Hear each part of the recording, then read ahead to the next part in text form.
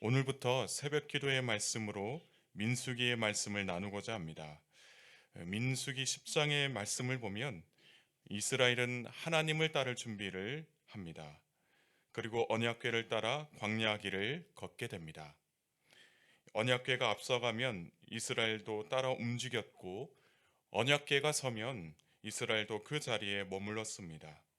그런데 오늘 말씀인 11장을 보면 이제 막 출발했던 이스라엘이 하나님께 불평했다라고 이야기를 합니다.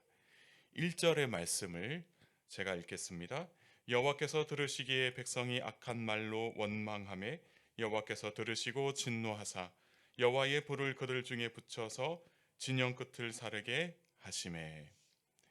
이 하나님은 이스라엘의 원망 소리를 들으셨습니다. 악한 말로 이스라엘은 하나님을 원망했습니다. 이제 막 언약궤를 보고 하나님을 따라가는 이스라엘이 이 어떤 악한 말로 하나님께 원망하고 있었을까? 구체적으로 이스라엘이 어떻게 말하고 행동했는지 이 성경이 기록되어 있지는 않지만 이 하나님께서 진노하실 만큼 이스라엘이 잘못을 저지르고 있다는 사실을 우리에게 말하고 있습니다. 어쩌면 이 그들의 말과 행동이 하나님을 시험하는 일은 아니었을까 하는 생각이 듭니다. 한두 명이 아니라 이 백성들 전체가 하나님을 원망하고 있는 것을 보면 그들 안에 하나님에 대한 불신이 퍼지고 있었다라는 것을 알 수가 있습니다. 그래서 하나님은 그들의 원망 소리를 들으시고 진노하셨습니다. 하나님께서 어떻게 하셨습니까? 여호와의 불을 그 진영 중에 붙였다라고 이야기를 하고 있습니다. 그러니까 진영에 화재가 일어났다라는 것이죠. 이스라엘 진영 끝에 큰 불이 일어나 피해를 당했다라고 말하고 있습니다. 그 여호와의 불을 보고 나서 이스라엘이 굉장히 두려워했습니다. 그래서 모세를 찾아갔고 이스라엘은 모세에게 부르짖었습니다. 2절의 말씀을 우리가 함께 읽겠습니다.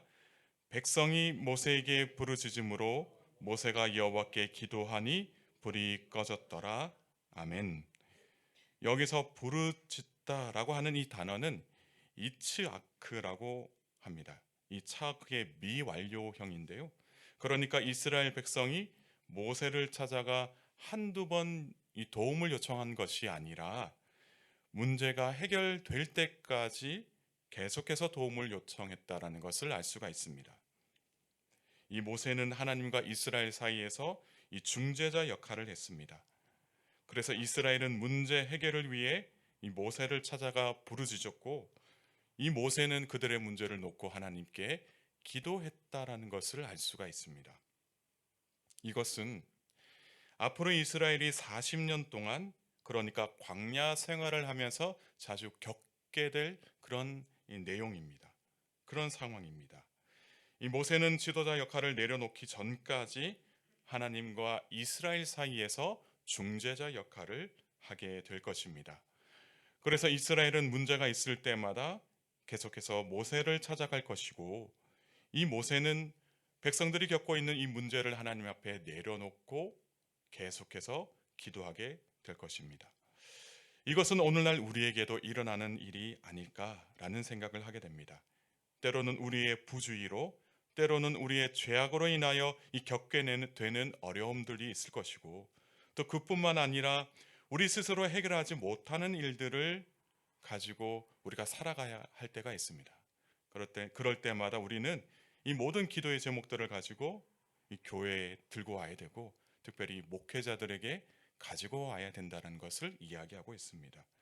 그 일이 우리에게 있어서 중요한 일이 됩니다. 왜냐하면 이 목회자들은 하나님과 성도님들 사이에서 중재자 역할을 감당해야 하는 그 자리에 있는 사람들이기 때문입니다. 성도님들을 위해 하나님께 열심히 기도해야 하는 자들이 바로 목회자들이다라는 이야기죠. 이 일은 이 목사직을 내려놓기 전까지 해야 하는 거룩한 의무이기도 합니다. 그래서 성도님들 중에 기도가 필요하신 성도님들께서는 그 일이 해결될 때까지 해결되기 전까지 계속해서 그 문제를 가지고 찾아오셔야 한다는 것이죠.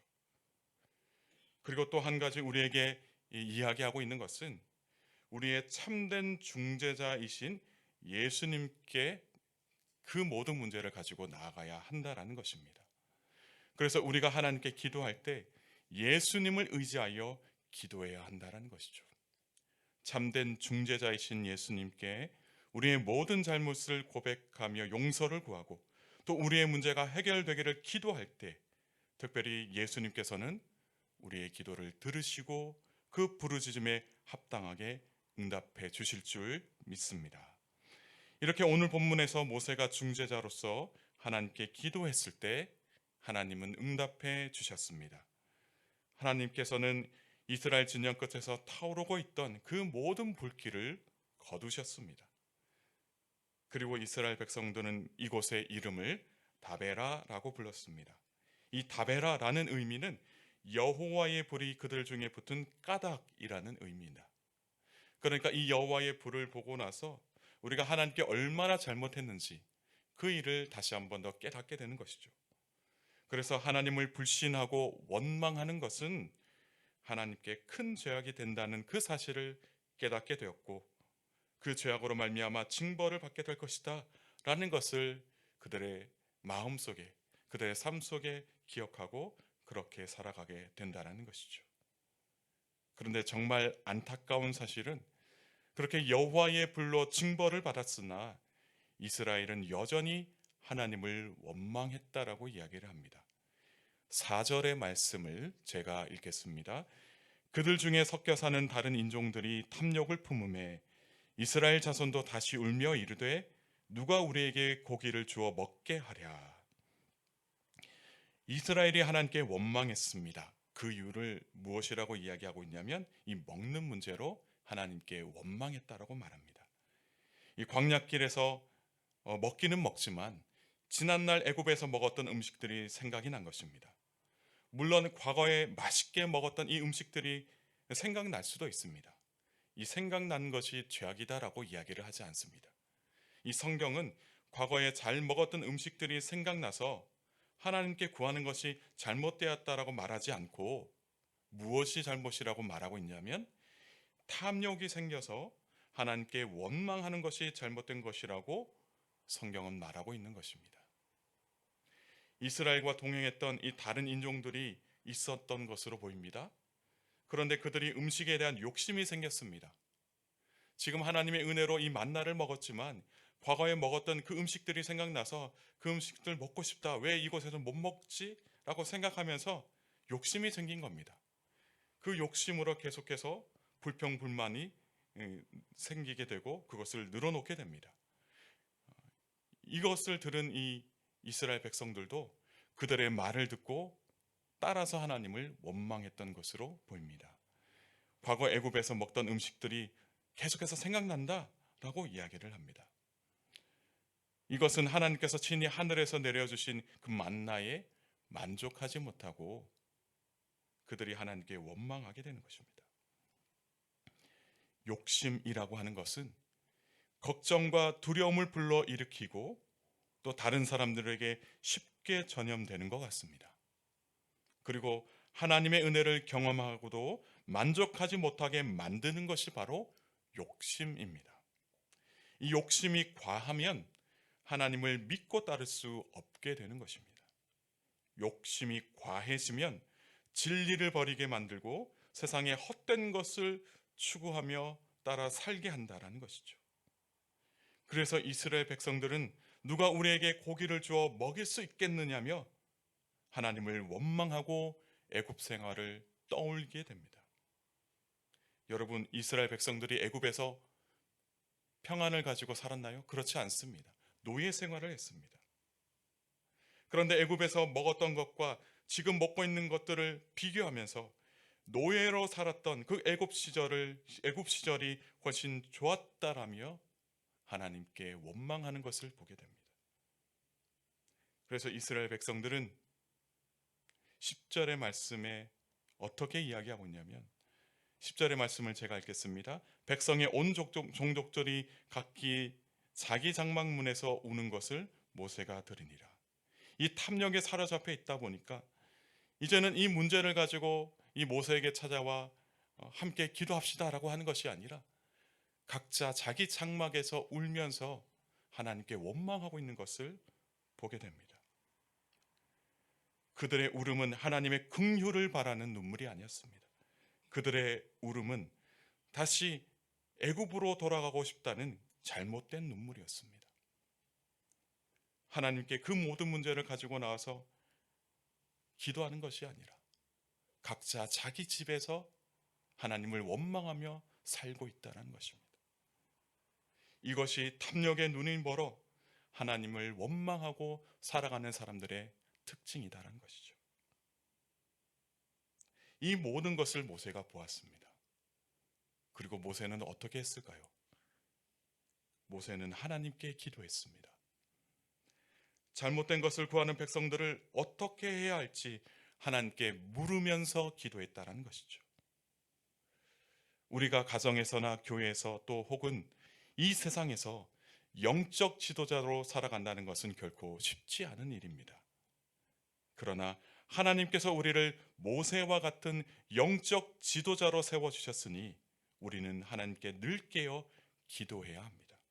때로는 모세처럼 하나님께서 왜 나를 이곳에 보내셔서 나를 괴롭게 하시는지 이해할 수 없다며 하나님께 답답한 심정을 호소할 때도 있을 것입니다. 때로는 왜 내가 이들을 대신해서 무거운 짐을 짊어져야 하는지 하나님께 기도할 때도 있다라는 것입니다. 지금 이 모든 일들을 이해할 수 없지만 그래도 하나님을 신뢰하고 하나님의 계획을 믿고 말씀에 순종한다면 우리는 하나님의 크고 놀라운 계획들이 온전히 이루어지게 되는 것을 우리의 믿음의 눈으로 보게 될 것입니다. 욕심에 이끌려 하나님을 알지 못하고 하나님께 불순종하는 사람들을 그래도 하나님은 그들을 사랑하시기 때문에 그들을 구원하시기 위하여 우리에게 맡기셨다라는 것을 늘 기억하면서 그들을 위해서 늘 깨어 기도하는 저와 여러분 모두가 되기를 주님의 이름으로 축복합니다. 그들을 위해 하나님의 마음으로 기도하고 그들을 영원한 생명의 길로 인도할 수 있는 우리 모두가 될 수 있기를, 그래서 오늘 하루도 하나님의 뜻 안에서 승리하실 수 있기를 주님의 이름으로 축복합니다. 함께 기도하시겠습니다. 사랑이 많으신 하나님 아버지, 민수기 11장의 말씀을 저에게 들려주시며 오늘 하루도 말씀을 따라 살게 하시니 감사를 드립니다. 이제 막 하나님을 따라갈 준비를 했던 이스라엘 백성들이 첫 시작부터 하나님을 원망했습니다. 모든 것들이 다 준비가 되었지만 여전히 마음으로 준비되지 못했던 이스라엘 백성들을 보며 이 시간 우리의 신앙을 돌아보게 됩니다. 무엇보다 오늘 하루 하나님과 동행하기 위해 우리의 마음이 먼저 준비될 수 있기를 바랍니다. 그래서 하나님께 원망하기보다는 하나님께서 하실 일들을 기대하며 말씀에 순종하는 삶을 오늘 하루 살 수 있도록 은혜 베풀어 주옵소서. 또한 하나님과 세상 사이에서 중재했던 모세처럼 살기를 소망합니다. 하나님의 뜻을 세상에 선포하며 세상을 위해 하나님께 기도하는 영적 지도자로 살게 하옵소서. 때로는 영적 지도자로 살기에 너무나도 버겁고 힘들지만 사랑하는 가족들을 위해, 사랑하는 우리 이웃들을 위해서 정말로 세우신 그 하나님의 뜻대로 이 모든 일들을 잘 감당하는 우리 귀한 성도님들 될 수 있도록 은혜 베풀어 주옵소서. 때로는 공동체를 이끌 때에 여러 가지 문제들이 있습니다. 그 문제들을 보고 정말 깨어 기도할 수 있는 우리 모두가 되게 하시고, 특별히 하나님께서 그 모든 기도의 제목들 합당하게 응답하여 주셔서 우리가 날마다 영적 지도자로 살기에 부족함 없도록 주님 은혜 베풀어 주옵소서. 그래서 하나님이 주시는 새 힘을 날마다 공급받으며 세상에서 맡겨진 사명을 잘 감당하는 사랑하는 교우들의 삶이 되게 하옵소서. 오늘 하루도 사랑하는 교우들의 삶 가운데 하나님 함께 하시기를 바랍니다. 함께 동행하여 주셔서 풍성한 은혜 가운데 견실한 믿음으로 주님만 의지하며 살게 하옵소서. 필요한 것들을 풍성하게 공급하여 주시고 영육의 강건함으로 살아가게 하옵소서. 감사드리며 예수님의 이름으로 기도하옵나이다. 아멘.